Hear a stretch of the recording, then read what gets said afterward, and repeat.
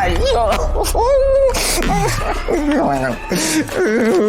ದೇವ್ರೇ, ಈ ಅಮ್ಮನ ದೇವತೆ ಅಂತ ಅಂದ್ಕೊಂಡಿದ್ದೆ, ದೆವ್ವ ಅಂತ ಗೊತ್ತೇ ಆಗ್ಲಿಲ್ವಲ್ಲಪ್ಪ ನನಗೆ. ಈ ಗನ್ನ ನಂಗೆ ಯಾಕೆ ಕೊಟ್ಟಿರ್ಬೋದು? ಏನು ಪ್ಲಾನ್ ಮಾಡಿರ್ಬೋದು? ಈ ಗನ್ನಲ್ಲಿ ಏನೇನು ಮಾಡಿರ್ಬೋದು? ಎಷ್ಟು ಜನರನ್ನ ಸಾಯಿಸಿರ್ಬೋದು? ಅಮ್ಮ, ಇವೆಲ್ಲ ನೆನೆಸ್ಕೊಂಡ್ರೆ ಮೈಯೆಲ್ಲ ನಡ್ಕ ಬರುತ್ತಲ್ಲಪ್ಪ ದೇವ್ರೆ.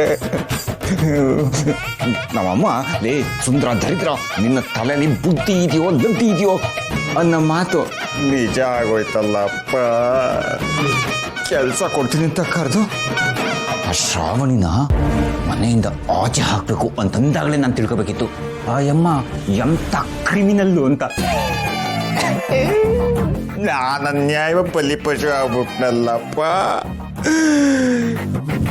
ಈಗ ನನ್ನ ಹತ್ರಕ್ಕಿದೆ ಅಂತ ಗೊತ್ತಾಗಿ ಆ ಯಮ್ಮ ಮಾಡಿರೋ ಕೇಸಲ್ಲ ನನ್ನ ತಲೆ ಮೇಲೆ ಬಂದ್ಬಿಟ್ರೆ, ನಾನೇನಾರ ಜೈಲ್ಗೆ ಹೋಗಂಕಾಗ್ಬಿಟ್ರೆ, ಅಯ್ಯಯ್ಯೋ ಏನು ಮಾಡಲಿ?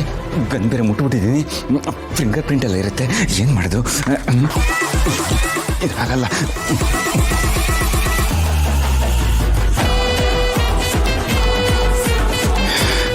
ಮೊದಲು ಇದರಲ್ಲಿರೋ ಫಿಂಗರ್ ಪ್ರಿಂಟ್ಸ್ನೆಲ್ಲ ತೆಗೆದುಬಿಟ್ಟು ನಾಳೆ ಎಲ್ಲರೂ ದೂರ ತಗೊಂಡೋಗಿ ಎಸ್ತು ಬಿಡಬೇಕು.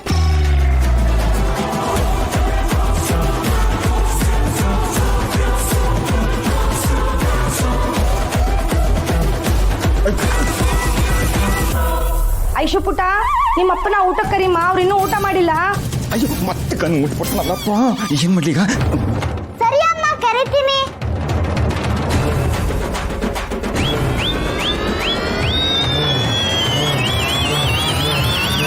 ಅಪ್ಪ ಊಟಕ್ಕೆ ಬನ್ನಿ ಅಪ್ಪ.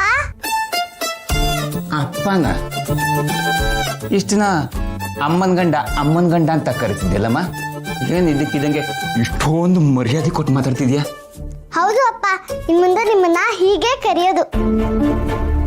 ಈಗ ನೀವು ಕೆಲ್ಸಕ್ಕೆ ಹೋಗ್ತಿದ್ದೀರಲ್ವಾ, ಕಷ್ಟಪಟ್ಟು ದುಡಿತಿದ್ದೀರಲ್ವಾ, ಈಗ ನೀವು ಬದಲಾಗಿದ್ದೀರಂತೆ, ಅದಕ್ಕೆ ನಿಮ್ಮನ್ನ ಅಪ್ಪ ಅಂತ ಕರಿಬೇಕು ಅಂತ ಶ್ರಾವಣಿ ಅತ್ತೆ ಹೇಳ್ಕೊಟ್ರು. ಸರಿ ಬನ್ನಿ ಊಟಕ್ಕೆ. ಅಯ್ಯ ಸುಂದ್ರ, ಏನಾಗೋಯ್ತು ನಿನ್ನ ಪರಿಸ್ಥಿತಿ? ನಾನು ಕೆಲ್ಸಕ್ಕೆ ಹೋಗ್ತಿದ್ದೀನಿ ಅನ್ನೋ ಕಾರಣಕ್ಕೆ ನನ್ನ ಮಗಳು ಪ್ರೀತಿಯಿಂದ ನನ್ನ ಅಪ್ಪ ಅಂತ ಮಾತಾಡಿಸ್ತಾ ಇದ್ದಾಳೆ.